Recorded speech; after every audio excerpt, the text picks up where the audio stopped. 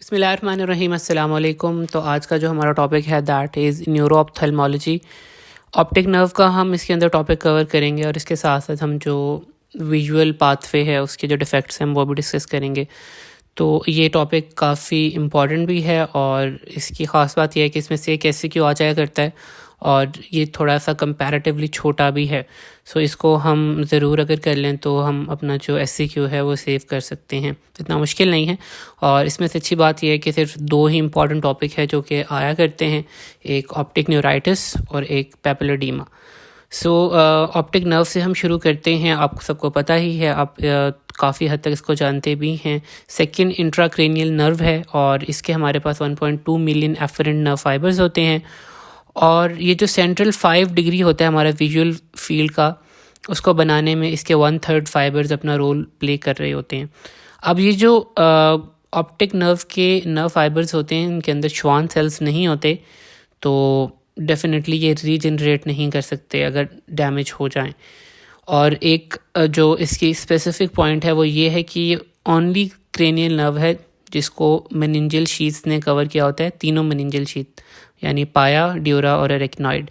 सो इसीलिए हम कहते हैं कि ये एक्सटेंशन ऑफ ब्रेन है। सही है, मे बी शायद एमसीक्यूज़ के अंदर आ जाए। तो अगर हम इसके फॉर्मेशन की बात करें तो आपको याद होगा, अगर आपने रेटिना पढ़ा हुआ है तो उसकी 9 लेयर्स थी। अगर मैं उसको गिनवाऊँ क्योंकि वो भी आपको याद रखना इंपॉर्टेंट है। उसके अंदर सबसे पहले रेटिनल पिगमेंट एपिथेलियम थी, उसके बाद फोटो रिसेप्टर्स थे, रॉड्स एंड कोन्स, उसके बाद एक्सटर्नल लिमिटिंग मेम्ब्रेन थी, outer nuclear and outer plexiform layers थी, inner nuclear and inner plexiform layer थी। उसके बाद एक जो 8th लेयर हमारे पास आ रही थी वो गैंग्लियोनल लेयर थी और उसके बाद रेटिनल नर्व फाइबर्स की लेयर आ रही थी। सो गैंग्लियोनल लेयर में से एक्सॉन्स आ रहे होते हैं और वो रेटिनल नर्व फाइबर्स बनाते हैं और वहाँ से हमारे पास जो है वो ऑप्टिक नर्व बन रही होती है। तो ये इसकी फॉर्मेशन हो जाती है। अगर हम पार्ट्स की बात करें तो हमारे पास 4 पार्ट आते हैं, इंट्राओकुलर और ऑर्बिटल, इंट्राकैनालिकुलर और इंट्राक्रेनियल। जल्दी जल्दी इसको हम देख लेते हैं। जो इसका इंट्राओकुलर पार्ट है ये लैमिना क्रिब्रोजा से पास करता है। तो जो लैमिना क्रिब्रोजा ये एक स्ट्रक्चर होता है या फिर एक सीव लाइक स्ट्रक्चर होता है जो कि स्क्लेरा के अंदर प्रेजेंट होता है और यहाँ से जो ऑप्टिक नर्व के जो फाइबर्स होते हैं ना, तो वो फाइबर्स जो ऑप्टिक नर्व के होते हैं वो यहाँ से पास कर रहे होते हैं। एंड यहाँ पर जो इंट्राओकुलर पार्ट होता है इस जो ऑप्टिक नर्व का, ये नॉन माइलिनेटेड होता है और ये इसके कुछ और पार्ट्स भी होते हैं जैसे कि ऑप्टिक डिस्क, प्रीलैमिनर एरिया, लैमिनर और पोस्ट लैमिनर। इसके अंदर कोई इंपॉर्टेंट बात नहीं है याद रखने वाली। और यहाँ पर एक और है जो ऑप्टिक डिस्क के हवाले से मैं आपको पॉइंट ज़रूर क्लियर करना चाहूँगा कि ये वो पॉइंट होता है जहाँ से जो हमारे गैंग्लियोनल सेल के एक्सॉन्स हो रहे होते हैं वो आई को लीव कर रहे होते हैं और यहाँ पर कोई रॉड्स नहीं होते या कोन्स नहीं होते, इसीलिए से हम इसको ब्लाइंड स्पॉट कह रहे होते हैं ऑप्टिक डिस्क को। तो नेक्स्ट जो हमारा पार्ट है वो ऑर्बिटल पार्ट है और ऑर्बिटल पार्ट के अंदर ये डेफिनेटली जैसे कि नाम बता रहा है ऑर्बिट के अंदर है और ये एक्सटेंड करता है back of eye to the optic foramen और ये ज़रा लॉन्गेस्ट होता है, 25 से 30 मिलीमीटर इसकी जो होती है वो लेंथ होती है और ये थोड़ा थिकर होता है ऑकुलर पोर्शन से। और लास्ट हमने देखा था कि नॉन माइलिनेटेड फाइबर्स है, यहाँ पर जो फाइबर्स होते हैं वो माइलिनेटेड हो जाते हैं और मेनिंजियल शीट्स पे इसकी कवरिंग भी आ रही होती है। इंट्राकैनालिकुलर पार्ट जैसे कि आपको पता लग रहा है कैनाल से, ये ऑप्टिक कैनाल के अंदर होता है और 5 to 7 मिलीमीटर लॉन्ग है। इंट्राक्रेनियल पार्ट ये क्रेनियल कैविटी के अंदर होता है और ये जो क्रेनियल पार्ट होता है यहीं पर ही हमारा ऑप्टिक क्याज़्मा जो है वो बन रहा होता है।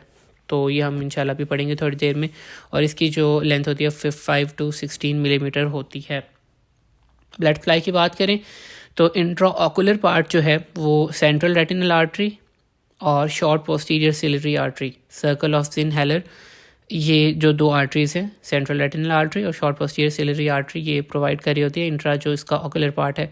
बाकी जो 3 पार्ट हैं, इंट्रा ऑर्बिटल, इंट्राकैनालिकुलर और इंट्राक्रेनियल पार्ट्स, इनको ophthalmic artery, superior hypophyseal artery और सेंट्रल रेटिनल आर्टरी सप्लाई कर रही होती है। सेंट्रल रेटिनल आर्टरी दोनों में कॉमन है और दूसरे जो 3 पार्ट्स हैं उसके अंदर ऑप्थेल्मिक आर्टरी और हाइपोफिजियल आर्टरी है।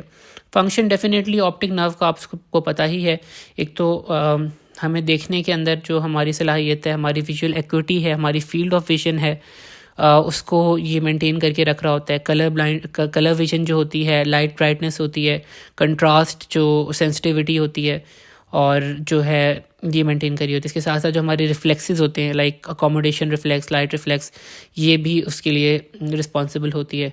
सो क्या फंक्शंस हैं? Normal visual activity, field of vision, colour vision, light brightness, contrast, sensitivity and हमारे जो रिफ्लेक्सेस हैं। डिजीज़ की हम बात कर लेते हैं। जैसे कि मैंने आपको बताया यहाँ पर जतोई के अंदर 5 डिजीज़ बेसिकली मेंशन की गई हैं। जो क्वेश्चन बेसिकली आता है वो ज़्यादातर पेपिलोडेमा या ऑप्टिक न्यूराइटिस से आता है। ऑप्टिक न्यूराइटिस से ज़्यादा चांस होता है, उसके बाद पेपिलोडेमा। उसके अलावा जो न्यूरोपैथी है उसमें से एक आधी दफ़ा सवाल आया हुआ है, एट्रोफी से कभी ऐसा सवाल नहीं आया। तो ये 2 टॉपिक हम बहुत अच्छे कर लेंगे, बाकी हम रिव्यू कर लेते हैं। सबसे पहला जो हमारा डिसऑर्डर है that is optic disc oedema. Optic disc oedema आपको पता लग रहा है स्वोलन ऑप्टिक डिस्क होगी, चोक डिस्क होगी, या फिर ये आप 3 टर्म्स याद कर सकते हैं।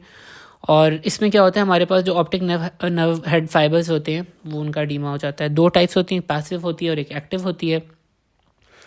जो पैसिव टाइप है जो पैसिव डिस्क एडीमा है, ये नॉन इन्फ्लेमेटरी डिस्क एडीमा इसको हम कहते हैं।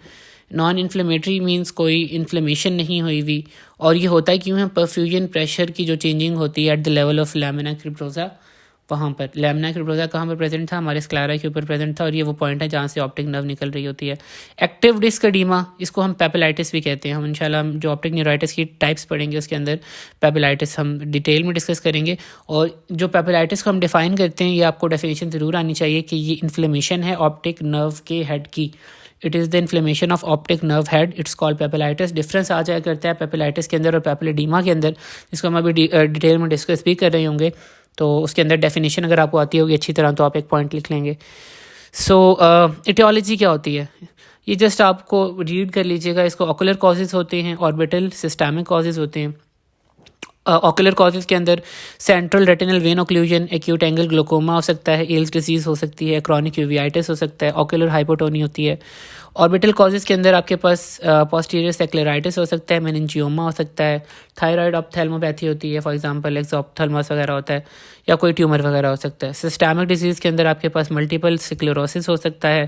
फॉर एग्जांपल ऑप्टिक न्यूराइटिस के अंदर हम देख रहे होते हैं कि मल्टीपल स्क्लेरोसिस हो रहा होता है। इन्फेक्शन, वायरल, बैक्टीरियल, स्पायरोकीट वगैरह हो सकता है। रेज इंट्राक्रेनियल प्रेशर हो सकता है, लाइक स्पेस ऑक्यूपाइंग लीजन्स हो सकती हैं, सूडो ट्यूमर्स हो सकते हैं। Autoimmune, for example giant cell arteritis के अंदर हम देख सकते हैं, ये हम जब ऑप्टिक न्यूरोपैथी पढ़ेंगे तो उसके अंदर ये डिजीज़ आएगी। सिस्टमिक ल्यूपस एक कॉज है। मेटास्टेसिस के अंदर ल्यूकीमिया हो सकता है, वैस्कुलर हो सकता है। तो डिफरेंट आप कैटेगरीज अगर एक दो नाम भी याद रख लें तो आई गेस आपको इससे वैसे सेपरेट सवाल आया हो तो नहीं है, बस आपको जब चैप्टर पढ़ लेंगे तो आपको काफ़ी हद तक खुद ही आइडिया हो जाएगा। Pseudo disc oedema, differential diagnosis क्या, किस वजह से जो है वो सूडो डिस्क एडीमा हो सकता है, यानी एक्चुअली एडीमा नहीं है लेकिन एडीमा फील हो रहा है। For example optic disc drusen, ODD। Drusen हम कहते हैं कि कोई भी डेपोजिशन हो जाए किसी भी चीज़ की। ऑप्टिक डिस्क की ड्यूसन के अंदर हमारे पास जो एबनॉर्मल प्रोटीन और कैल्शियम रेमनेंट्स होते हैं उनकी डेपोजिशन हो जाती है और इस वजह से एडीमा हो जाता है। इसी तरह हाइपरमेट्रोपिया, अगर ज़्यादा पावर का हाइपरमेट्रोपिया हो यानी करीब की नज़र ज़्यादा कमज़ोर हो तो उस वजह से भी सूडो एडीमा हो सकता है। और ये 2 कॉजेज़ बेसिकली हैं। आगे एक डिज़ीज़ के अंदर हाइलिन टिश्यू का भी जिक्र है, तो आप ये 2 भी याद रख सकते हैं। तो ये हमारे पास जो बेसिक इसकी बैकग्राउंड है वो कवर हो गया है। तो अब हम स्टार्ट करने वाले हैं पेपिलोडेमा। तो पेपिलोडेमा को आपने बहुत अच्छी तरह से करना है। पेपिलोडेमा की हम बात कर लेते हैं। तो जैसा कि मैंने आपको पहले बताया कि ये इम्पॉर्टेंट है, तो अभी हम बात कर रहे थे पैसिव डिस्क एडीमा की। तो उसके अंदर हमने बात की थी परफ्यूजन प्रेशर चेंज होता है। तो अगर हम इसको पेपिलोडेमा को डिफाइन करें तो it is the passive oedema of optic nerve head secondary to the raised intracranial pressure. ठीक है, सो ये आपकी डेफिनेशन है कि एडीमा है हमारे पास ऑप्टिक नर्व के हेड का, that is secondary to the raised ICP। और ये एक बात हमेशा अपने इसको याद रखनी है कि इट इज़ मोस्टली या ऑलवेज बायलैटरल। एक आधी कंडीशन है वो मैं आपको बताऊंगा कि इसमें यूनिलैटरल हो जाता है, लेकिन ये डिफरेंस होता है। जैसे कि हमने बात की, क्वेश्चन आता है पेपिलोडेमा और पेपिलाइटिस का डिफरेंस, तो इसके अंदर एक तो मैंने डेफिनेशन वाला पॉइंट बताया था और दूसरा मैं पॉइंट ये बता रहा हूँ कि हमेशा बायलैटरल होता है। जो दूसरा होता है पेपिलाइटिस, इट इज़ यूनिलैटरल।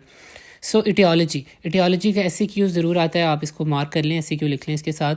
तो 4-5 रीज़न तो इंट्राक्रेनियल हैं, आप बस इंट्राक्रेनियल का वर्ड याद कर लें और बाकी मैं आपको बताता हूँ। नंबर 1 आपके पास intracranial space occupying lesions, for example brain tumours हो सकते हैं, एब्सेसिस हो सकती हैं, सिस्ट हो सकती हैं। इंट्राक्रेनियल हाइपरटेंशन ये भी हो सकता है। Intracranial infection for example meningitis हो सकता है, एंसेफेलाइटिस हो सकता है। इंट्राक्रेनियल हैमरेज, ठीक है, सबअरेक्नॉइड हैमरेज जिसे हम कहते हैं। इसी तरह आपके पास इंट्राक्रेनियल के अंदर आपके पास जो CSF की सर्कुलेशन है वो जो है वो उसमें प्रॉब्लम आ सकता है, ठीक है। सो आप इसके साथ आप सिस्टेमिक प्रॉब्लम्स देख सकते हैं। सिस्टेमिक में आपके पास हाइपरटेंशन आ सकती है, प्रेगनेंसी आ सकती है, टॉक्सीमिया और प्रेगनेंसी आ सकती है, ट्रॉमेटिक कोई कॉज हो सकती है, ट्यूमर हो सकता है स्पाइनल कॉर्ड का, हाइपर विटामिनोसिस हो सकता है। सो ये कॉजेज़ हैं। इंट्राक्रेनियल आप याद रख लें। फॉर एग्जांपल इंट्राक्रेनियल के अंदर मैं दोबारा रिवाइज इसलिए करता हूँ क्योंकि ये दो जो टॉपिक हैं ये बहुत इंपॉर्टेंट हैं, तो आपके कुछ जहन में रह जाए। Intracranial space occupying lesions, intracranial hypertension, intracranial infections like encephalitis, meningitis, intracranial haemorrhage और CSF फ्लूइड सर्कुलेशन के अंदर प्रॉब्लम आ सकता है। सिस्टेमिक के अंदर आपके पास मैलिग्नेंट हाइपरटेंशन आ सकती है, टॉक्सीमिया आ सकता है, ट्यूमर हो सकता है स्पाइनल कॉर्ड का अगर हम एक्स्ट्राक्रेनियल बात करें, और हाइपर विटामिनोसिस हो सकता है अगर हम माइक्रो लेवल के ऊपर बात करें। पैथोजेनेसिस की अगर हम बात करें तो जैसे कि हमने बताया कि एक पैसिव एडीमा था secondary to the raise intracranial pressure. तो ये intracranial pressure is the most इसका जो डिस्टिंग्विशिंग फीचर है जिसके बेस के ऊपर इसकी ट्रीटमेंट भी होती है और पैथोजेनेसिस भी होती है। सो रेज इंट्राक्रेनियल जो प्रेशर होता है ये जब हमारे पास ICP रेज होता है तो ये हमारी सब एरेक्नॉइड स्पेस के अंदर ट्रांसमिट होता है, और जब ये सब एरेक्नॉइड स्पेस के अंदर ट्रांसफ़र होता है तो हमारा CSF का प्रेशर बढ़ता है और वो डिफ्यूज़ हो जाता है हमारे ऑप्टिक नर्व के अंदर। जब हमारे ऑप्टिक नर्व के अंदर डिफ्यूज़ होता है तो होता ही है कि जो एक्सोप्लाज्मिक फ्लो हो रहा होता है रेटिनल नर्व फाइबर्स के अंदर वो ब्लॉक हो जाता है at the level of lamina cribrosa. और क्या होता है, जो हमारे ऑप्टिक नर्व फाइबर्स होते हैं वो स्वेल कर जाते हैं क्योंकि एक्सोप्लाज्मिक फ्लो तो रुका हुआ है, तो उनका जो एक्सोप्लाज्म है वो एक्यूमुलेट हो जाता है और हमारे पास जो ऑप्टिक नर्व फाइबर्स हैं वो स्वेल कर जाते हैं due to the raise intracranial pressure जो कि सब एरेक्नॉइड स्पेस के अंदर आया था, फिर वो डिफ्यूजन हुआ था ऑप्टिक नर्व के अंदर। ऑप्टिक नर्व के अंदर एक्सोप्लाज्मिक जो फाइबर्स हैं उनके अंदर एक्सोप्लाज्मिक फ्लो रुक गया और एक्सोप्लाज्मिक फ्लो रुकने की वजह से स्वेलिंग हो गई।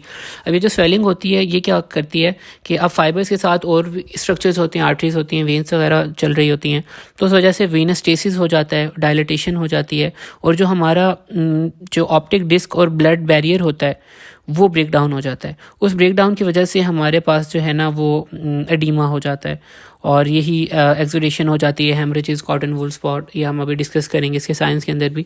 तो बेसिकली हमारे पास इंट्राक्रेनियल प्रेशर रेज कर रहा है, उस वजह से हमारे पास इफेक्ट ये आ रहा है कि स्वेलिंग भी हो रही है, वीनस स्टेसिस हो रहा है, डायलिटेशन हो रही है, और हमारा जो ऑप्टिक डिस्क और ब्लड बैरियर है वो जो है वो कॉम्प्रोमाइज़ हो रहा है। क्लिनिकल फीचर्स का ऐसे क्यों आता है, तो ये जो डिजीज़ जब प्रेजेंट करती है ना वो इस तरह प्रेजेंट करती है कि कोई भी पेशेंट है उसको हेडेक हो रही है, नोज़िया हो रहा है, वॉमिटिंग हो रही है प्रोजेक्टाइल नेचर की। अक्सर ये बात क्लिनिकल जो इसका सिनेरियो आता है उसके अंदर ये वो दे रहे होते हैं, ठीक है। ये भी बता सकता है कि वो उसको ट्रांजिएंट अटैक्स होते हैं ब्लैकिंग आउट के या ग्रेइंग आउट के। सो ये आपने देखना है। फीचर्स की हम बात करें तो हमारे पास 3 किस्म के फीचर्स हैं। सिस्टेमिक सिम्टम्स हो सकते हैं, ऑक्यूलर सिम्टम्स हो सकते हैं, और ऑक्यूलर साइंस होते हैं। ये इंपॉर्टेंट है, सिस्टेमिक सिम्टम्स पूछ लेते हैं या क्लिनिकल फीचर्स इन जर्नल पूछ लेते हैं या ऑक्यूलर साइंस पूछ लेते हैं। सिस्टेमिक हमारे पास सिम्टम्स हेडेक हो सकता है, ICP रेज है और हेडेक रिलीव हो जाता है वॉमिटिंग के साथ, नोज़िया वॉमिटिंग है, और नोज़िया और वॉमिटिंग की जो हमारे पास नेचर है वो प्रोजेक्टाइल है, इसके साथ जो हमारी कॉन्शियसनेस है वो भी डिटीरियोरेट होती है। ऑक्यूलर सिम्टम्स में ऐसे पेशेंट कहता है कि लाइक ब्लैकिंग आउट या ग्रेइंग आउट के उसको अटैक्स होते हैं, ट्रांजिट अटैक होते हैं, और वो ब्लैक आउट हो जाता है, डिप्लोपिया हो सकता है, मे बी प्रेजेंट, डिप्लोपिया में भी प्रेजेंट, और ये एक्स्ट्रा ऑक्यूलर मसल पाल्सी की वजह से होता है। तो इसके ऑक्यूलर सिम्टम्स हैं। ऑक्यूलर साइंस की हम बात करते हैं, इसका सेपरेटली ऐसे क्यों आया होता है कि अर्ली पेपिलर एडीमा और लेट जो पेपिलर एडीमा है ना उसके आप एक ऑक्यूलर साइंस बताएं, तो ये आप ऐसे क्यों मार्क कर लें। तो अर्ली में ये होता है कि आपको ये डिफरेंस के अंदर भी हमने जैसे कि डिस्कस किया था उसके अंदर भी काम आएगा। कुछ पॉइंट्स आपने लिखने हैं, लाइक अब अर्ली पेपिलर एडीमा में विजुअल एक्यूटी नॉर्मल होती है, प्यूपिलरी रिएक्शन भी नॉर्मल होता है। अब जो आपके पास ऑप्थेल्मिक या फेंडोस्कोपिक जो फाइंडिंग्स होती हैं उसके अंदर आपको डिस्क हाइपरीमिया मिलता है, वेनस पल्सेशन जो होती है वो इसके अंदर एब्सेंट होती है अर्ली स्टेज के ऊपर, और आपको ब्लरिंग मिल सकती है डिस्क मार्जिन की। लेकिन जब हमारे पास फुली डेवलप हो जाता है पेपिलर एडीमा तो उस वक्त क्या चेंजिंग आती है, हमारे पास विजुअल एक्यूटी स्टिल नॉर्मल है, प्यूपिलरी रिएक्शन स्टिल नॉर्मल हैं। फंडोस्कोपी या ऑप्थेल्मिक जो हमारे पास फीचर्स हैं उसके अंदर डिस्क के अंदर हाइपरीमिया मौजूद है, ठीक है, ब्लरी मार्जिन्स भी हैं, लेकिन जो हमारी ब्लड वेसल्स हैं ना वो अब इंगॉज हैं और टॉर्चरस हो गए हैं। तो ये डिफरेंस है जो आपने याद रखना है। समटाइम्स ये फंडस उसकी जो एग्जामिनेशन है वो भी पूछ लेते हैं, तो ऐसे क्यों, तो पास पेपर के अंदर तो उन्होंने ये लिखी हुई है, अगर सिंपल पूछी हुई है तो उन्होंने फुली डेवलप्ड पेपिलोडेमा की जो ऑप्थेल्मोस्कोपिक फीचर्स हैं वो लिखे हुए हैं। अगर सिर्फ आपसे ये पूछ रहा है तो फिर आप ये वाले लिखेंगे, फुली डेवलप्ड पेपिलोडेमा वाले। डिस्क हमारे पास हाइपरेमिक हो गया है, ब्लड वेसल इनगॉर्ज हो गई हैं, ब्लरी मार्जिन्स हैं, तो ये आप लिख सकते हैं। इसके अलावा जो इसके स्पेसिफिक फीचर्स आते हैं ना पेपिलोडेमा के, वो फुली डेवलप के अंदर वो कौन कौन से होते हैं? वीनस पल्सेशन एब्सेंट होती है, हेमरेजेस हमारे पास फ्लेम शिफ्ट हेमरेजेस प्रेजेंट होते हैं, एक्सुडेशन और कॉटन वूल स्पॉट्स प्रेजेंट होते हैं, मैक्यूलर स्टार प्रेजेंट होता है, पैटर्न्स लाइंस हमें दिखती हैं और सेंट्रल कप जो होता है वो रिटेन होता है, ठीक है। तो ये कुछ इसके स्पेसिफिक फीचर्स हैं। अगर वो ऑप्थेल्मिक फीचर्स पूछ रहे हैं आपसे पेपिलोडेमा के तो ये फिर आपने फुली डेवलप्ड वाले लिखने हैं। इसको हम रिपीट कर लेते हैं। हमारे पास ब्लरी मार्जिन्स से, हमारे पास टॉर्चरस वेन्स थी, वेनस पल्सेशन एब्सेंट है, इसने साथ लिखा हुआ है कि absent when intracranial pressure exceeds 20 to 25 millimetre. Haemorrhages हमारे पास फ्लेम शेप प्रेजेंट है, exudation cotton wool spots present है, मैक्यूलर स्टार पैटर्न्स लाइन और सेंट्रल स्कप जो है वो हमारा रिटेन रह रहा है। लेट चेंजेस की हम बात करते हैं, अर्ली हमने और फुली डेवलप्ड हमने देख लिया। क्रॉनिक या लॉन्ग स्टैंडिंग जो पेपिलोडेमा होता है उसके अंदर हमारे पास विजुअल एक्यूटी रिड्यूस है। पहले हमारे पास नॉर्मल रह रही थी लेकिन अब रिड्यूस हो रही है। हेमरेजेस, एक्सुडेशन, एडीमा जो है वो रिजॉल्व हो रहा होता है, और इसके साथ साथ जो हमारे पास डिस्क की अपीयरेंस होती है ना वो शैम्पेन कॉर्क आपने देखा होगी, जो शराब की बोतलों के ऊपर कॉर्क इस्तेमाल होता है वो आप देख सकते हैं। विजुअल फील्ड जो है हमारे पास वो जो इसकी फाइंडिंग होती है, जो हमारा ब्लाइंड स्पॉट होता है वो इनलार्ज होना शुरू हो जाता है ऑप्टिक डिस्क के लेवल के ऊपर, और जो हमारी विजुअल फील्ड है वो कंस्ट्रिक्ट होने लग जाती है। एक सवाल आता है कि आप विजुअल फील्ड की जो चेंजिंग है ना वो बताएं पेपिलोडेमा के अंदर। तो उसके अंदर आपने, अगर आपको ये सवाल है कि विजुअल फील्ड का जिक्र कहीं पर हो तो आपने जो 3 पॉइंट्स लिखने हैं वो ये हैं कि आपके पास जो ब्लाइंड स्पॉट है वो इनलार्ज हो रहा है, विजुअल फील्ड कंस्ट्रिक्ट होने लग गई है, और इवेंचुअली आप ब्लाइंडनेस की तरफ जा रहे हैं। 3 पॉइंट्स आपने लिखने होते हैं। ये ऐसे क्यों आया हुआ है तो मैंने इसलिए बता दिया। एट्रोफिक पेपिलोडेमा, अब ये काफ़ी अरसे बाद होता है, 6 से 9 महीने के बाद, और विजुअल एक्यूटी इसमें सिवियरली इम्पेयर हो जाती है, और जो डिस्क है वो ग्रेश वाइट हो जाती है और ब्लरी मार्जिन्स हो जाते हैं। तो ये अर्ली और लॉन्ग स्टैंडिंग पेपिलोडेमा का डिफरेंस आता है। डिफरेंस नहीं, वो पूछ लेते हैं कि क्या चेंजिंग है। तो लॉन्ग के अंदर विजुअल एक्यूटी रिड्यूस हो जाती है, बाकी है जो आपके पास डिस्क के पेरेंट्स है वो शैम्पेन कॉक लाइक है, और विजुअल फील्ड जो है वो ब्लाइंड स्पॉट इनलार्ज हो रहा होता है, विजुअल फील्ड कंस्ट्रिक्ट करने लग जाती है। डिफरेंशियल डायग्नोसिस आपका जो पेपिलोडेमा का है, जैसे कि मैंने आपको बताया डिफरेंस आता है, तो पेपिलाइटिस इसका एक डिफरेंशियल है, और इसके साथ साथ सूडो जो एडीमा कॉज कर रही होती है ना कंडीशंस, वो भी आप लिख सकते हैं। लाइक हमने पहले जिक्र किया ऑप्टिक डिफ्यूजन का, हाइपरमेट्रोपिया का और परसिस्टेंट हाइलाइट टिश्यू का, तो ये भी आप लिख सकते हैं। असेसमेंट इसका ऐसे क्यों आता है, और इसकी ऑक्यूलर इन्वेस्टिगेशन वो सेपरेट पूछ लिया करते हैं। अब आप ये देखें कि ये एक डिजीज़ है जिसके अंदर इंट्राक्रेनियल प्रेशर रेज हो रहा है, तो इसके अंदर फिर हमारे पास 3 तरह की जो है असेसमेंट्स आ रही होती हैं। एक एग्जामिनेशन होता है, एक लैब इन्वेस्टिगेशंस होती हैं, और इमेजिंग होती है, ठीक है। तो अगर वो ऑक्यूलर सेपरेटली पूछ रहा है तो फिर आपने इन तीनों पॉइंट में से जो कि ऑक्यूलर वाली निकाल के वो आपने लिखते नहीं है, वो मैं आपको आखिर में बताता हूँ। तो हम पहले जर्नल कर लेते हैं। एग्जामिनेशन के अंदर अब इंट्राक्रेनियल प्रेशर का प्रॉब्लम आ रहा है तो आपने ब्लड प्रेशर चेक करना है, ठीक है। आई एग्जामिनेशन के अंदर फंडोस्कोपी करनी है, न्यूरोलॉजिकल एग्जामिनेशन कर लेना है, फ्रेंजियल एग्जामिनेशन कर लेना है। लैब्स के अंदर आपको बेसलाइन आपने करवा लेने हैं, CBC वगैरह करवा लेना है, ESR करवा लेना है, ब्लड शुगर करवा लेना है, सिफिलिस वगैरह करा लेना है, लंबर पंक्चर आपने करवा लेना है।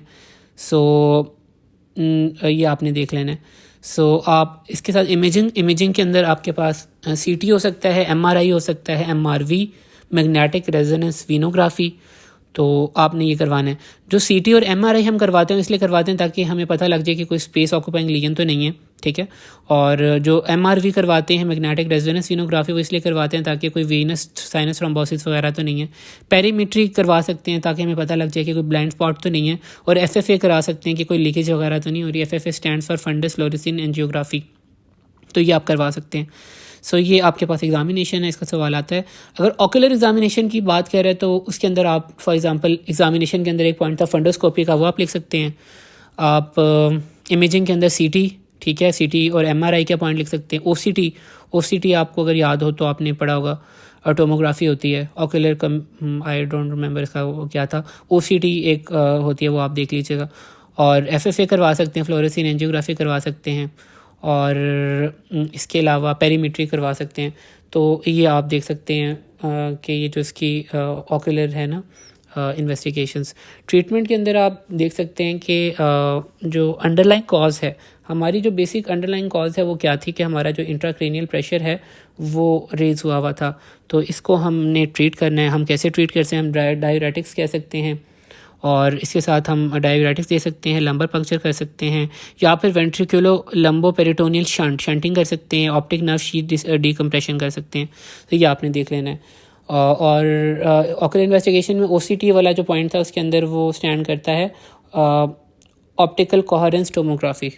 तो ये आप करेक्ट कर लीजिएगा। सो ट्रीटमेंट के अंदर हम ट्रीटमेंट डिस्कस कर लेते हैं। तो इसके अंदर आपका पास इंट्रा रेज आईसीपी रेज हुआ है, तो उसको हम कैसे ट्रीट करना है?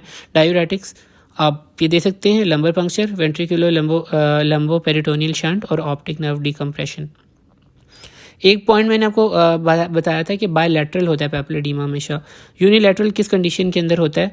तो यूनिलैटरल दो स्पेसिफिक कंडीशंस हैं, फॉस्टर कैनेडी सिंड्रोम और सूडो कैनेडी सिंड्रोम। ये दो सिंड्रोम ऐसे हैं जिसके अंदर आपके पास यूनिलैटरल डिस्वेलिंग हो सकती है। तो ये आपने जो है ना वो याद रखना है। इन दोनों सिंड्रोम्स के अंदर ऑप्टिक एट्रोपी हो जाती है प्रेशर की वजह से। तो ये आपने अगर याद रखना चाहें तो ठीक है, वरना इट्स नॉट दैट इम्पॉर्टेंट। अगला हमारा जो टॉपिक है दैट इज़ ऑप्टिक न्यूराइटिस। पैपुलोएडिमा का एक टेबल बना हुआ है और ये काफ़ी अच्छा है, मतलब कि अगर आप देखना चाहें, इसका सवाल भी आया हुआ है पैपुलाइटिस और पैपुलोएडिमा के अंदर। पैपुलोएडिमा हमने पढ़ लिया है और हमने पैपुलाइटिस अभी पढ़ना है। तो कुछ हम फीचर्स में से देख लेते हैं। पैपुलोएडिमा के अंदर अब देखें हमारे पास ऑनसेट क्या, ग्रेजुअल था, सिस्टेमिक क्या थे, नोजिया वॉमिटिंग थी, प्रोजेक्टाइल नेचर की। ऑकुलर सिम्टम्स हमें क्या नज़र आ रहे थे? ब्लैकिंग आउट था, ग्रेइंग आउट था। विजुअल लॉस हमारा जो था वो ट्रांजिट अटैक्स थे, ठीक है, और बाद में एट्रोफी हो रही थी। पेन हमारे पास इसमें नहीं होता, ठीक है, पैपुलाइटिस में पेन होता है। Visual acuity, colour vision, pupil reaction हमारे पास विट्रस बिल्कुल नॉर्मल रहता है। ऑन दी अदर हैंड जो दूसरी कंडीशन है पैपुलाइटिस की, वो हम अभी पढ़ेंगे वैसे, तो उसके अंदर डिफेक्टिव होता है, ठीक है। विजुअल फील्ड की हमने बात की थी, इन लार्ज ब्लाइंड स्पॉट्स होते हैं, उसके अंदर हमारे पास स्कोटोमा होता है। सीटी और एमआरआई हम इसलिए करते हैं ताकि हमें इंट्राक्रेनियल कोई हमारे पास लीजन है तो वो नज़र आ जाए। वो हम उसमें इसलिए करते हैं कि हमें कोई डिसऑर्डर है डीमाइलिनेटिंग, तो हमें पता लग जाए। CSF इसमें रेज होता है, उसके अंदर नॉर्मल होता है। तो बाकी हम एक दफ़ा जब हम पैपुलाइटिस पढ़ लेंगे तो फिर मैं आपको एक दफ़ा दोबारा ये रिवाइज भी करा देता हूँ। ऑप्टिक न्यूराइटिस, इसके अंदर से सबसे ज़्यादा SCQ आ रहे होते हैं। तो अब हम जो है ना ऑप्टिक न्यूराइटिस को डिस्कस कर लेते हैं। ऑप्टिक न्यूराइटिस को अगर हम डिफाइन करें तो it is the inflammation of the optic nerve. कहीं पर भी जो ऑप्टिक नर्व का कोर्स है, ऑप्टिक डिस्क से लेकर ऑप्टिक क्याज्मा तक, कहीं पर भी आपके पास इन्फ्लेमेशन हो सकती है। एटियोलॉजी SCQ आया हुआ है, तो आप इसको नोट कर लें। ये इसके बेसिकली डीमाइलिनेटिंग डिसऑर्डर है। इसके अंदर हमारे पास जो है ना ऑटोइम्यून जो है ना वो डिस्ट्रक्शन हो जाती है, इन्फ्लेमेशन हो जाती है माइलिन शीट जो कि नर्व फाइबर्स को सराउंड कर रही होती है। एक तो उनकी इन्फ्लेमेशन होती है और उसके बाद हमारे पास हार्डनिंग या स्क्लेरोसिस हो जाता है। तो ये बेसिकली इसकी पैथोलॉजी है कि टी मीडिएटेड ऑटोइम्यून डिजीज़ है जिसके अंदर हमारे पास माइलिन शीट की इन्फ्लेमेशन हो रही है और बाद में स्क्लेरोसिस हो जाता है। और जब आपके पास माइलिन शीट डैमेज हो जाती है तो ये नर्व इम्पल्सिस स्लो हो जाती हैं और या स्टॉप हो जाती है और न्यूरोलॉजिकल सिम्टम्स आ रहे होते हैं। सो आपके पास अब क्या हो सकता है? मल्टीपल स्क्लेरोसिस की कॉज हो सकता है, ऑसिलेटेड ऑप्टिक न्यूराइटिस भी हो सकता है, न्यूरोमाइलाइटिस ऑप्टिका भी या डेविक्स डिसीज जिसे कहते हैं वो भी हो सकता है। जो ये डेविक्स डिसीज़ है ये ऑप्टिक नर्व और स्पाइनल कॉर्ड को अफेक्ट करती है, और जो मल्टीपल स्क्लेरोसिस है इसके अंदर ब्रेन और ऑप्टिक नर्व आपकी बेसिकली इन्वॉल्व होती है। एक तो हमारे पास कॉज हो गई डीमाइलिनेटिक डिसऑर्डर्स, दूसरी हमारे पास कॉज होती है इन्फेक्शंस के अंदर वायरल इन्फेक्शन के अंदर वायरसेला ज़ोस्टर वायरस, और बैक्टीरिया के अंदर सिफिलिस, लाइम डिजीज़ या कैट स्क्रैच डिजीज़ आपके पास हो सकती है। और पैरा इन्फेक्शियस अगर कॉजेज हैं एसोसिएशंस के अंदर, आप मीजल्स वगैरह हो गए हैं, मम्स हो गए, चिकन पॉक्स हो गया है, या पोस्ट इम्यूनाइजेशन के बाद आपको ये जो है प्रॉब्लम हो सकता है। फोर्थ जो हमारे पास है वो कंटेजियस इन्फ्लेमेशन, मेनिंजीज या ऑर्बिट या साइनस का कोई प्रॉब्लम हो गया है तो उनकी वजह से भी आपको ये प्रॉब्लम हो सकता है। इंट्रा ऑकुलर इन्फ्लेमेशन यूवियाइटिस या एंडोप्थेल्माइटिस की वजह से हो सकता है। या फिर आपको कोई सिस्टैमिक ऑटोइम्यून डिजीज़ हो गया या ल्यूपस हो गया या फिर सिस्टैमिक पॉलीआर्थराइटिस नोडोसा हो गया, सो उस वजह से भी हो सकता है। तो कॉजेज़ हमने क्या क्या डिस्कस की। सबसे पहले हमने जो माइलिनेटिंग डिसऑर्डर्स थे, इन्फेक्शंस जैसे कि मम्प्स वगैरह हो गया, इन्फेक्शन के अंदर वेरिसेला ज़ोस्टर हो गया, और बैक्टीरिया के अंदर हमारे पास सिफिलिस वगैरह हो गया और लाइम डिसीज़ हो गया। पैरा इन्फेक्शन में अंदर मम्प्स मीजल्स हो गया, पोस्ट इम्यूनाइजेशन हो गया। कंटेजियस इन्फ्लेमेशन में मेनिंजिस हो सकती है, वहाँ की इन्फ्लेमेशन हो गई, ऑर्बिट की हो गई है। और इसके बाद हम डिस्कस किया कि इंट्रा ऑक्यूलर इन्फ्लेमेशंस हो सकती हैं, यूवेआइटिस वगैरह, और ऑटोइम्यून डिजीज़ भी हो सकती हैं। तो ये इसकी एटियोलॉजी क्वेश्चन आया करता है। टाइप्स और क्लासिफिकेशन, ये भी एमसीक्यू आता है, तो आप ये भी नोट कर लें। 3 टाइप्स होती हैं, पेपिलाइटिस, न्यूरोरेटिनाइटिस और रेट्रोबल्बर ऑप्टिक न्यूराइटिस। पेपिलाइटिस की हम पहले भी बात कर रहे थे कि उसका डिफरेंस आता है पेपिलोडीमा के साथ। तो अगर आप वो डिफरेंस याद कर लें तो आपको ना काफ़ी हद तक दोनों टॉपिक कवर हो जाते हैं। जो पेपिलाइटिस है, इसके अंदर ऑप्टिक नर्व का जो हेड है उसके अंदर इन्फ्लेमेशन हो जाती है, हाइपरीमिया और एडीमा हो जाता है। और न्यूरोरेटिनाइटिस है, ये बहुत कम होता है लेकिन इसके अंदर रेटिनल इन्वॉल्वमेंट होती है और मैक्यूलर स्टार नज़र आता है। रेट्रोबल्बर जो ऑप्टिक न्यूराइटिस है, ये जो ऑप्टिक नर्व का ऑर्बिटल पार्ट होता है ना, उसको वहाँ पर इन्फ्लेमेशन हो जाती है और ये इसकी एसोसिएशन मल्टीपल स्क्लेरोसिस के साथ ज़्यादा है। समटाइम्स सिनेरियो वो दे देता है कि आपका जो पेपिलाइटिस, अब आप डिफ्रेंशिएट कैसे करेंगे। समटाइम्स अगर वो मेंशन कर दे सिनेरियो के अंदर कि ऑप्टिक नर्व का जो हेड है उसके अंदर कोई मसला नहीं है, तो फिर ऑटोमेटिकली, और ऑप्टिक न्यूराइटिस के सिम्टम्स अगर वो बता रहा है तो आपने रेट्रोबल्बर ऑप्टिक न्यूराइटिस लगाना है। ये 2 दफ़ा ऐसे क्यों आया हुआ है, तो उसके अंदर वो क्लियर कर देता है कि ऑप्टिक नर्व का जो हेड है तो उसके अंदर मसला नहीं है। तो वो नहीं है तो फिर रेट्रोबल्बर ऑप्टिक न्यूराइटिस हो सकता है। क्लिनिकल फीचर्स एमसीक्यू आता है, नोट कर लें। सिम्टम्स का अलहदा आ जाता है, साइंस का अलहदा आ जाता है, फंडस एग्जामिनेशन का अलहदा आ जाता है, तो ये आपने अच्छी तरह करने हैं। सिम्टम्स के अंदर आपके पास एक तो मोनोऑकुलर विजन लॉस हो सकता है, एक्यूट और सब एक्यूट होता है, और इसकी जो एज होती है वो 20 to 50, मीन 30 होती है। डिस्कम्फर्ट और पेन आपको इसमें फ़ील हो सकता है। हमने पहले बात की थी पेपिलोडीमा के, इसके अंदर पेन एब्सेंट होती है, लेकिन इसके अंदर पेन होती है। और इसके अंदर एक टर्म हम यूज़ करते हैं, फॉस्फीन्स आपको परसीव होते हैं। वाइट और कलर्ड फ्लैशेस जो होती हैं या स्पार्कल्स होते हैं वो आपको फील हो रहे थे, इसको हम फॉस्फीन्स कहते हैं। सिम्टम पेशेंट आपको यही कहेगा कि मुझे या नज़र नहीं आ रहा, आपको दर्द हो रही है पेशेंट को, और इसके साथ मुझे फ्लैशिंग या कलर्ड फ्लैशेस नज़र आते हैं, तो यह पेशेंट आपको बताएगा। साइंस जो कि हमने देखने होते हैं, विजुअल एक्यूटी रिड्यूस होती है, कलर विजन भी इम्पेयर होती है, कंट्रास्ट सेंसिटिविटी भी इम्पेयर होती है, RAPD relative afferent pupillary defect ये प्रेजेंट होता है, और ग्लोब भी टेंडर होता है, और आपको ऑर्बिटल पेन भी होती है। ये अगर हम वो डिफरेंस से करें तो जो आप पेपिलोडीमा के अंदर visual acuity, colour vision, contrast sensitivity सब कुछ नॉर्मल था, लेकिन पेपिलाइटिस के अंदर या फिर ये जो हमारे पास ऑप्टिक न्यूराइटिस है, इसके अंदर विजुअल एक्यूटी भी डिक्रीज़ होती है, कलर विजन आपके पास इम्पेयर होती है, और कलर के अंदर रेड और ग्रीन बेसिकली, और कंट्रास्ट सेंसिटिविटी भी इम्पेयर होती है, और relative afferent pupillary defect present होता है, ग्लोब टेंडर होता है, और आपको पेन भी जो है वो महसूस हो रही होती है। एक और टर्म यहाँ पर तो नहीं लिखी हुई, लेकिन मार्कस गन प्यूपिल भी इस साइंस के अंदर होता है। तो जब ये मार्कस गन प्यूपिल हम किसे कहते हैं कि जब भी पेशेंट के सामने स्विंगिंग लाइट रखी जाती है तो वो उसके ऊपर ना सस्टेन प्यूपिल कंट्रैक्शन नहीं रख पाता, तो इसको हम कहते हैं कि मार्कस गन प्यूपिल है।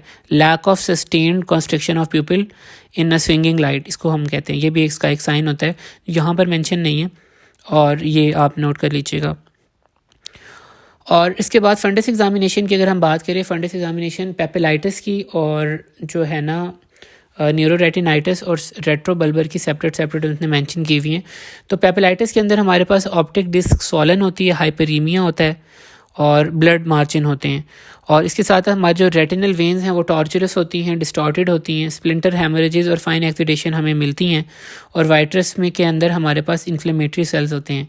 याद रखिएगा अगर डिफरेंस आ जाए तो उसके अंदर वाइट्रस के अंदर ये जो इन्फ्लेमेटरी सेल्स हैं पेपिलोडीमा के अंदर नहीं होते, पेपिलाइटिस के अंदर मौजूद होते हैं, ठीक है। ऑप्टिक डिस्क उसमें भी सोलन होती है, हाइपरेमिक होती है, इसके अंदर भी होती है, और रेटिनल वेन्स हैं उसके अंदर भी टॉर्चरस होती हैं, इसके अंदर भी टॉर्चरस होती हैं। तो ये पॉइंट आप देख सकते हैं। तो पेपिलाइटिस के अंदर ये एक डिफरेंशिएटिंग पॉइंट मैंने आपको यहाँ पर भी बता दिया, हम दोबारा भी इसका डिफरेंस देख लेंगे। और न्यूरोरेटिनाइटिस के अंदर जो है वो सारी जो चीज़ें हैं वो सेम ही होती हैं, लेकिन मैक्यूलर एडीमा और मैक्यूलर स्टार आपको नज़र आ सकता है। बाकी जो रेट्रोबल्बर न्यूराइटिस है उसके अंदर फंडस बिल्कुल नॉर्मल नज़र आता है, ना पेशेंट को कुछ नज़र आता है, ना जो आपका फिजिशियन होता है उसको भी कुछ नज़र नहीं आ रहा होता। ये आपके पास जो इसकी फंडस एग्जामिनेशन है, ऑप्टिक स्वोलन है, रेटिनल वेन्स टॉर्चरस हैं, स्प्लिंटर हेमरेजेस एक्सुडेशन प्रेजेंट हैं, विट्रस के अंदर आपके पास इन्फ्लेमेटरी सेल्स मौजूद हैं। इन्वेस्टिगेशंस की अगर हम बात करें तो अब हमारे पास, अब हम क्या चेक करेंगे इसके अंदर, तो हमारे पास जो विजुअल फील्ड डिफेक्ट होता है ना ऑप्टिक न्यूराइटिस के अंदर, वो होता है सेंट्रल और सेंट्रोसीकल स्कोटोमा। ये सबसे कॉमन फील्ड डिफेक्ट होता है। इसके अलावा जो इन्वेस्टिगेशन, अगर हम विजुअल फील्ड हमने चेक कर ली, एमआरआई वगैरह करा सकते हैं। और एमआरआई के अंदर हमने एमआरआई और सीटी हमने उसके अंदर भी कहा था कि हमने करवाया, लेकिन उसके अंदर तो हम पेपिलर एडीमा के अंदर तो हम स्पेस ऑक्यूपाइंग लीजन्स चेक कर रहे थे, लेकिन इसके अंदर हम चेक करेंगे कि कोई मल्टीपल स्क्लेरोसिस के सिम्टम्स तो नहीं है, वाइट मैटर लीजन्स तो नहीं है। बाकी बेस लाइन ब्लड सीपी करा सकते हैं, ईएसआर करा सकते हैं, सीरोलॉजिकल टेस्ट करवा सकते हैं, और लंबर पंक्चर भी करा सकते हैं मल्टीपल स्क्लेरोसिस के जो हमारे पास सिम्टम्स हैं उसको देखने के लिए। सो ये आप इसमें अंदर देख जो इन्वेस्टिगेशंस हैं वो करवा सकते हैं। MRI, blood CP, ESR, visual field check कर सकते हैं, पेरीमेट्री करवा सकते हैं। एक क्वेश्चन आता है कि क्लिनिकल टेस्ट बताएं जो कि आप करवाएंगे अगर फॉर एग्जांपल ऑप्टिक न्यूराइटिस हुआ है, तो वो स्विंगिंग फ्लैश लाइट टेस्ट होता है। यहाँ पर मेंशन नहीं है, लेकिन पास पेपर के अंदर काफ़ी दफ़ा ये सवाल आया हुआ है कि क्लिनिकल टेस्ट बताएं, तो उसके अंदर जो आंसर लिखा हुआ है वो है स्विंगिंग फ्लैश लाइट टेस्ट। तो ये आप देख सकते हैं। और प्रोग्नोसिस का काफ़ी अच्छा है। ट्रीटमेंट डिपेंड करता है अंडरलाइन कॉज की, मल्टीपल स्क्लेरोसिस वगैरह का है मोस्ट लाइकली हो रहा होता है, तो हम उसके अंदर कॉर्टिकोस्टेरॉइड जो है वो हम थेरेपी देते हैं। जो ओरल प्रेडनिसोलोन है, अलोन हम नहीं देते, अलोन कॉन्ट्राइंडिकेटेड है, तो वो आपने अकेला इसको नहीं देना। कॉर्टिकोस्टेरॉइड थेरेपी है, लेकिन जब हमारे पास एमआरआई के अंदर मल्टीपल स्क्लेरोसिस आ जाता है तो फिर हम जो आईवी मिथाइल प्रेडनिसोलोन है वो हम देते हैं, इंट्रामस्कुलर इंटरफेरॉन बीटा देते हैं, विटामिन B16 और B12 के इंजेक्शंस लगाते हैं, तो ये करवा सकते हैं। ट्रीटमेंट के अंदर और चीज़ें, एंटी प्लेटलेट थेरेपी भी दी जा सकती है, इम्यूनोसप्रेसेंट भी दिए जा सकते हैं। तो क्या क्या है इम्यूनोसप्रेसेंट के अंदर कॉर्टिकोस्टेरॉइड थेरेपी ही आ गई, एक ही बात है वैसे।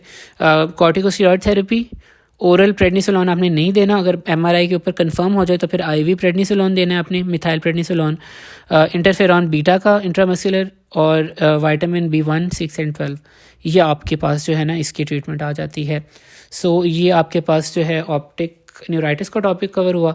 तो अगर हम पेपिलेडीमा और पेपिलाइटिस का डिफरेंस देखें तो पेपिलेडीमा के अंदर अब हम बेसिकली पेपिलाइटिस को देख लेते हैं। पेपिलाइटिस के अंदर हमारे पास जो ऑनसेट था वो सडन था, सिस्टमिक इसके सिम्टम्स नहीं होते। ये जो बॉक्स बना हुआ है ये आप देख सकते हैं पेज 225 के ऊपर।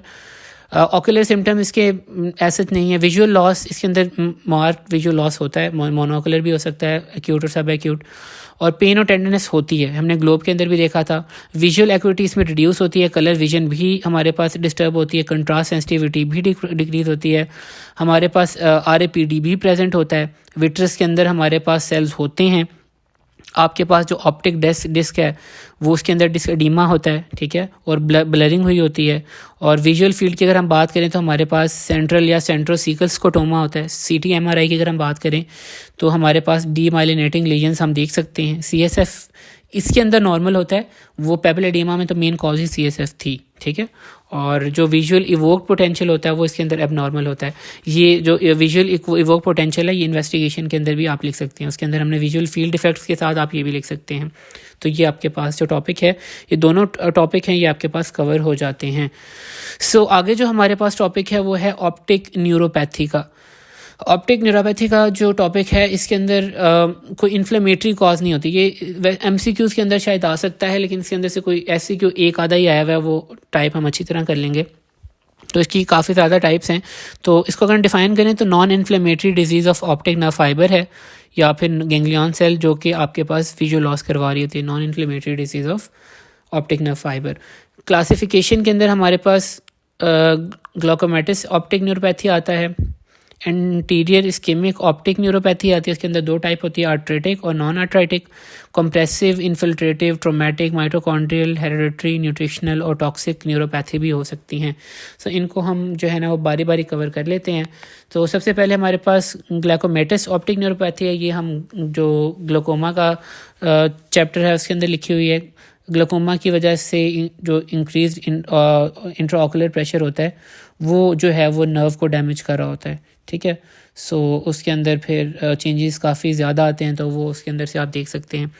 जो सवाल आया हुआ है वो ये आया हुआ है कि एंटीरियर इस्केमिक ऑप्टिक जो न्यूरोपैथी है उसकी जो आर्ट्रेटिक टाइप है, पहले इसकी 2 टाइप है। एंटीरियर इस्केमिक ऑप्टिक न्यूरोपैथी की 2 टाइप हैं, एक आर्ट्रेटिक टाइप है और एक नॉन आर्ट्रेटिक टाइप है। आर्ट्रेटिक टाइप का एक दफ़ा एमसीक्यू आया हुआ है, उसको मैं बताता हूँ कि आपकी प्रेजेंटेशन कैसे होगी। अगर हम बात करें एंटीरियर इस्केमिक ऑप्टिक न्यूरोपैथी की, जो इसकी आर्ट्रेटिक टाइप है, इसका जो सिनेरियो आता है इस तरह होता है कि एक तो ओल्ड पेशेंट होता है और उसको सडन लॉस ऑफ विजन होती है और उसको कोई ना रोप लाइक स्ट्रक्चर्स नज़र आते हैं टेम्पल्स के ऊपर। टेम्पल्स का जिक्र ज़रूर होगा अगर ये आर्ट्रेटिक टाइप जो होती है ना। तो अगर इसमें आर्ट्रेटिक टाइप के अंदर ये होता है कि जो आपके पास मेन कॉज होती है वो जॉइंट सेल आर्ट्राइटिस होता है। जॉइंट सेल्स जहाँ भी जिक्र होगा तो आपको ग्रैनुलोमा फॉर्मेशन का ज़रूर याद आएगा। So it is cause by GCA which is granulomatous necrotising arteritis. Arteritis किसे कहते हैं? जो आर्टरीज की इन्फ्लेमेशन है वॉल्स की, उसको हम कहते हैं आर्ट्राइटिस। तो जॉइंट सेल आर्ट्राइटिस के अंदर जो शॉर्ट सिलरी आर्टरी होती है वो उसका वेस्कुलाइटिस होता है और that leads to ischaemic necrosis, ठीक है। और ये 70 साल की उम्र के राउंड अबाउट होता है और ये कम पाया जाता है, 10% इसका जो है ना प्रेवलेंस है। क्लिनिकल फीचर की अगर हम बात करें तो हेडेक होगी, scalp tenderness, jaw claudication, weight loss, night sweats और पॉलीमायल्जिया रोमैटिका। ये जो हेडेक है और स्कैल्प टेंडरनेस है ये आप देख सकते हैं और ये टेम्पल्स के रीजन के ऊपर स्पेसिफिकली। ऑक्यूलर अगर हम सिम्टम्स की बात करें तो sudden onset of monocular vision loss, sudden loss होगा विजन का, RAPD प्रेजेंट होगा, सोलन डिस्क होगी और जो विजुअल फील्ड है वो अल्टीट्यूडनल डिफेक्ट्स आपको शो करेगी। इन्वेस्टिगेशन क्या करेंगे? इमीडिएट आती है इन्वेस्टिगेशन का। ऐसी क्यों भी आता है कि आप इन्वेस्टिगेशन क्या करेंगे ऐसे पेशेंट के अंदर? एक तो आप ESR कराएंगे, C रिएक्टिव प्रोटीन करवाएंगे और कंप्लीट ब्लड काउंट करवाएंगे और टेम्पोरल आर्टरी बायोप्सी करवाएंगे इन तमाम केसेस के अंदर। क्योंकि आर्टरीज का प्रॉब्लम है तो आपने इमीडिएट ESR करवाना है और बाकी आपने जो बेसलाइन है वो भी करवा लेनी है और temporal artery biopsy is the ये बायोप्सी भी आपने करानी है। ट्रीटमेंट के अंदर सिस्टमिक कॉर्टिकोस्टेरॉइड देने, ये इसकी ट्रीटमेंट है। जो नॉन आर्ट्रेटिक टाइप है ये इसके अंदर कोई लाइक इन्फ्लेमेशन वगैरह नहीं हुई वॉल्स की। सो वैसे जो इटसेल्फ जो ऑप्टिक न्यूरोपैथी है ये नॉन इन्फ्लेमेटरी है, लेकिन उसके अंदर जो है जो एक जो टाइप है उसके अंदर हमारे पास वो आर्टरीज की वॉल्स की इन्फ्लेमेशन होती है, लेकिन इटसेल्फ जो नर्व की है हमारे पास इन्फ्लेमेशन नहीं है। नॉन आर्ट्रेटिक टाइप के अंदर हमारे पास हाइपरटेंशन की कॉज हो सकती है, diabetes mellitus, hyperlipidaemia, vascular disease, जितने भी मेटाबॉलिक सिंड्रोम्स हैं ये बेसिकली कॉज कर रहे होते हैं। और अब ये जो मेटाबॉलिक डिसऑर्डर है, हाइपरटेंशन, डायबिटीज़ के अंदर क्या होता है कि वैसे तो कोई मसला नहीं आ रहा, इटसेल्फ में मसला नहीं आ रहा, लेकिन परफ्यूजन इनसफिशेंसी हो जाती है। जो शॉर्ट पोस्टीरियर सिलरी आर्टरीज होती हैं जिस वजह से इन्फेक्शन और इस्कीमिया हो रहा होता है, तो इसके अंदर ये परफ्यूजन इनसफिशेंसी की वजह से सिम्टम्स जो हैं वो प्रोड्यूस हो रहे होते हैं और ये ज़्यादा कॉमन है। क्लिनिकल फीचर सेम है, सडन ऑनसेट है, लॉस ऑफ विजन है, RAPD प्रेजेंट है, ऑप्टिक डिसऑर्डर है, विजुअल फील्ड अल्टीट्यूडनल डिफेक्ट शो कर रही है। इन्वेस्टिगेशन पहले आपने रूल आउट करना है, जो हमारे पास आर्ट्रेटिक टाइप थी उसको रूल आउट करने के लिए ESR, C reactive protein, CBC वगैरह कराएंगे। अगर वो नहीं है तो फिर आपने अपनी जो कॉजेज़ हैं लाइक हाइपरटेंशन था तो BP चेक कर लेना है, डायबिटीज़ है तो ब्लड शुगर और लिपिड प्रोफाइल वगैरह चेक करवा लेनी है। ट्रीटमेंट आपने अंडरलाइन कॉज देनी है और इसके अंदर हम जो है वो लो डोज एस्पिरिन दे रहे हैं। इसके अंदर हम एंटी इन्फ्लेमेटरी या फिर कॉर्टिकोस्टेरॉइड नहीं दे रहे, क्योंकि इसके अंदर जो हमारे पास परफ्यूजन इनसफिशेंसी हुई हुई है तो हमने लो डोज एस्पिरिन दे देनी है। कंप्रेसिव न्यूरोपैथी कोई भी ऐसा स्ट्रक्चर, नाम से पता लग रहा है कि कंप्रेशन हो रही है, कोई भी ग्लायोमा है, मेनिंजियोमा है, उस वजह से आपकी ऑप्टिक नर्व कंप्रेस हो रही है, उस वजह से डिस्वेलिंग हो सकती है, प्रोग्रेसिव विजुअल लॉस हो सकता है, इस्कीमिया वगैरह हो सकता है। विजुअल लॉस होता है वो पेनलेस होता है, ग्रेजुअल होता है और ऑप्टिक डिस्क जो होती है वो एडोमेटस होती है। जो पहले मैंने आपको SCQ बताया था उसके अंदर जो ऑप्टिक डिस्क की अगर फाइंडिंग पूछे तो तमाम के अंदर तकरीबन पेल ऑप्टिक डिस्क होती है, चौकी वाइट रंग की, तो ये आपने ये लिखनी होती है। फंडोस्कोपी अगर पूछें तो आपने यही लिखना है। पेल या चॉकी वाइट। इन्फिल्ट्रेटिव ऑप्टिक न्यूरोपैथी, इन्फिल्ट्रेशन हो गई है, ट्यूमर हो सकता है, इन्फ्लेमेशन हो सकती है, इन्फेक्शन हो सकता है, ट्यूमर में ग्लायोमा हो सकता है, हेमेंजियोमा हो सकता है, सेकेंडरी कॉजेज़ के अंदर कार्सिनोमा हो सकता है, ल्यूक्यूमिया हो सकता है, इन्फ्लेमेटरी डिजीज़ के अंदर सार्कोइडोसिस हो सकता है, इन्फेक्शन फंजाई बैक्टीरियल कुछ भी हो सकता है। और ये जो इन्फिल्ट्रेटेड आई इसमें भी ग्रेजुअल पेनलेस जो लॉस ऑफ विजन होता है। और ऑप्टिक डिस्क उसी तरह एडेमेटस और पेल होगी। ट्रोमेटिक न्यूरोपैथी ट्रॉमा की वजह से होगा तो सडन लॉस ऑफ विजन होगी और डिपेंड करता है सेवेरिटी के ऊपर। माइटोकॉन्ड्रिया जो ऑप्टिक न्यूरोपैथी है, माइटोकॉन्ड्रियल ऑप्टिक न्यूरोपैथी, उसके अंदर क्या होता है कि जो रेटिनल गैंग्लियन सेल्स होते हैं उनकी मेंटेनेंस के लिए जिस तरह बाकी सेल्स भी होते हैं, तो माइटोकॉन्ड्रिया जैसे हम बात करते थे कि पावर हाउस ऑफ सेल है, तो माइटोकॉन्ड्रिया रेटिनल गैंग्लियन सेल्स के अंदर भी उनकी लाइफ साइकिल को मेंटेन करने के लिए एक पिवटल रोल प्ले कर रहा होता है। सो अगर कोई भी डैमेज अगर हो, फॉर एग्जांपल जेनेटिक म्यूटेशन हो जाए, या विटामिन डिप्लीशन हो जाए, अल्कोहल या टोबैको यूज़ हो, तो उसके अंदर इन तमाम कॉजेज़ की वजह से जो ऑप्टिक न्यूरोपैथीज हो सकती हैं। अब नेक्स्ट टाइप है लेबर्स हेरिडिटरी ऑप्टिक न्यूरोपैथी। अब इसके अंदर मैटरनली inherited mitochondrial DNA point mutation हो जाती है। डीएनए डेफिनेटली जब आपके पास माइटोकॉन्ड्रिया का अफेक्ट हो रहा है तो आपको सिम्टम्स आएंगे। एक्यूट या सब acute painless unilateral vision loss होता है, प्यूपिलरी रिएक्शन नॉर्मल होता है, डिस्हाइपरीमिया देख सकते हैं आप, ठीक है। और डायग्नोसिस कैसे करते हैं हम, माइटोकॉन्ड्रियल डीएनए एनालिसिस कर सकते हैं। विजुअल फील्ड के अंदर हमें सेंट्रोसीकल स्कोटोमा नज़र आ रहा होता है, जैसे कि हमने उसके अंदर जिक्र किया था पेपिलाइटिस के अंदर, उसके अंदर भी सेंट्रोसीकल स्कोटोमा था और ट्रीटमेंट इसकी ऐसे कोई नहीं। न्यूट्रिशनल या टॉक्सिक ऑप्टिक न्यूरोपैथी के अंदर हमारे पास टबैको या अल्कोहल एम्ब्लायोपिया हो सकता है। अगर एक पेशेंट है उसके अंदर विटामिन B12 की कमी है और अल्कोहल भी वो पी रहा है, तो आपके पास टॉक्सिसिटी हो सकती है और आप माइटोकॉन्ड्रियल ऑक्सीडेटिव फॉस्फोरिलेशन हो जाती है और माइटोकॉन्ड्रिया डैमेज हो सकते हैं। सब acute painless loss of vision होगी, ऑप्टिक डिस्क सोलन पेल होगी। विजुअल फील्ड के अंदर हमें इसमें भी सेंट्रल स्कोटोमा नज़र आएगा। डायग्नोसिस के अंदर हमारे पास B1 B2 के लेवल्स जो हैं वो कम होंगे और ये इस वजह से भी होते हैं कि आपके पास जो अल्कोहल कंजम्पशन भी हो रही होती है और इनकी डेफिशिएंसीज भी हो रही होती हैं, न्यूट्रिशनल डेफिशिएंसीज भी हो जाती हैं। ट्रीटमेंट के अंदर आपने जो कॉज है उसको आपने ट्रीट करना है, विटामिन दे सकते हैं और आप अल्कोहल की कंजम्पशन है वो आप रुकवा सकते हैं। टॉक्सिक ऑप्टिक न्यूरोपैथी के अंदर एक तो मेथनॉल कंजम्पशन इंटॉक्सिफिकेशन जो है, वुड अल्कोहल या विंडशील्ड वॉशर लिक्विड अगर कंजम्पशन हो रही है तो मेथनॉल कन्वर्ट हो जाता है फॉर्मल्डिहाइड के अंदर। हमने देखा है कि मेथनॉल ज़्यादा टॉक्सिक होता है rather than ethanol drinking alcohol से, तो वो टॉक्सिक इफेक्ट प्रोड्यूस कर रही होती है और ऑप्टिक नर्व को डैमेज कर रही होती है। बायलैटरल ब्लाइंडनेस होती है, इसको ट्रीट कैसे करते हैं, इथाइल अल्कोहल देते हैं जो कि एक कॉम्पिटिटिव इनहिबिटर के तौर पर एक्ट करता है। इसी तरह टॉक्सिक ऑप्टिक न्यूरोपैथी इथेम्बेटोल, जो कि हम ट्यूबी की जो हमारे पास वो एक 4 ड्रग्स होती थी उनमें से एक थी इथेम्बेटोल, वो हम दे रहे होते हैं ट्रीटमेंट के अंदर। तो इसमें भी हमारे पास bilateral painless gradual loss of vision होता है। अगर टॉक्सिसिटी हो जाए, ऑप्टिक डिस्क जो है वो नॉर्मल होती है और पेरीमीट्री के अंदर सेंट्रल या पेरिफेरल विजुअल फील्ड डिफेक्ट्स हमें नज़र आते हैं। तो ये हमारे पास जो ऑप्टिक जो न्यूरोपैथी हैं इसके अंदर क्या क्या था हमारे पास। सबसे पहले ग्लाइकोमेटस टाइप थी, हमारे पास एंटीरियर इस्केमिक टाइप थी जिसके अंदर आर्टरेटिक और नॉन आर्टरेटिक टाइप्स थी, कॉम्प्रेसिव हो सकती है, इन्फिल्ट्रेटिव हो सकती है, ट्रॉमेटिक हो सकती है, माइट्रोकॉन्ड्रियल हो सकती है, लेबर्स हेरिडिटरी ऑप्टिक न्यूरोपैथी है, न्यूट्रिशनल टॉक्सिक हो सकती है या सिर्फ टॉक्सिक हो सकती है। ये तमाम इसकी टाइप्स हैं। तो आई डोंट थिंक इसके अंदर से कोई इस तरह का क्वेश्चन आएगा, आना हुआ तो वो आर्टरेटिक टाइप ज़्यादा इंपॉर्टेंट है, बट बेहतर है कि हम इसको कवर कर लें। ऑप्टिक एट्रॉफी से आपको पता लग रहा है कि ऑप्टिक डिस्क की एट्रॉफी हो गई है, और अगर डेफिनेशन हम बुक से पढ़ें तो atrophy of the optic disc resulting from degeneration of retinal ganglion cell और देयर एक्सॉन। जो रेटिनल गैंग्लियन लेयर है या उसके एक्सॉन्स है उसके अंदर डीजेनरेशन हो गई है तो ऑप्टिक एट्रॉफी हो जाती है। इसकी बेसिकली 4 टाइप्स हैं, प्राइमरी, सेकेंडरी, कंसेक्यूटिव और ग्लाइकोमेटस। ये एक टेबल भी बना हुआ है वैसे चैप्टर के एंड के ऊपर, इसको भी आप रीड कर सकते हैं, लेकिन मैं आपको एक दफ़ा गो थ्रू करवा देता हूँ, आप रीड कर लें। प्राइमरी जो ऑप्टिक एट्रॉफी होती है इसके अंदर जो लीजन होती है वो बिहाइंड द ऑप्टिक डिस्क होती है और इसके अंदर कोई इन्फ्लेमेशन या स्वेलिंग नहीं होती ऑप्टिक जो नर्व हेड होता है इसकी। सो इसके अंदर the lesion is proximal to the optic disc, so it is without inflammation और सेलिंग।